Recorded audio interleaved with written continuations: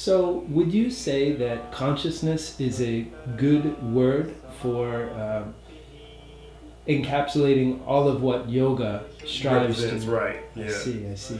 Yeah, so when you say consciousness, you can get lost in a very abstract idea. Most people, when you say consciousness, it's kind of vague what you're referring to. So, consciousness is the application of awareness, right? So, contained in that awareness is intelligence, right? So, in yoga, there's a reference to a pure intelligence, right?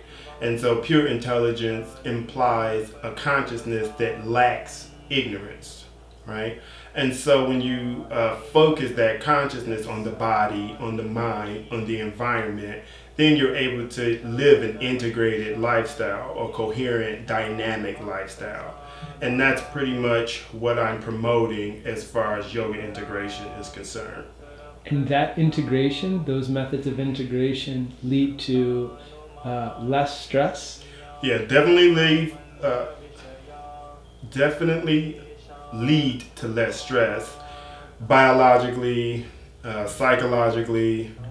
Um, Allostatic rates drop. You know, stress oxidation is an issue that is alleviated. So there's a lot of dimensions to what stress actually means, but in general, yeah. And Because we're so, talking about degenerative diseases, and all degenerative diseases are component. Stress is a major component. so what would you say a good definition of stress is? I know a lot of people know Lack when of there's balance lack of that balance. causes disease, Okay. Dis-ease would be, disease. Right. yes.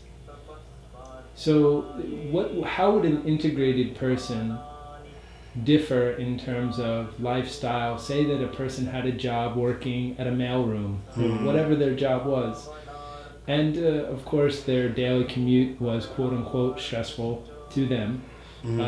Maybe they were drinking coffee or just grabbing something very quick in the morning to eat. Right. A stimulus to get stimulated, to get motivated, to get activated.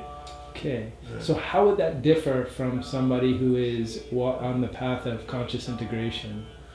Well, That lifestyle, those choices. one thing, okay, people get up and they drink coffee because they want to get focused and they want to get motivated, right? Mhm.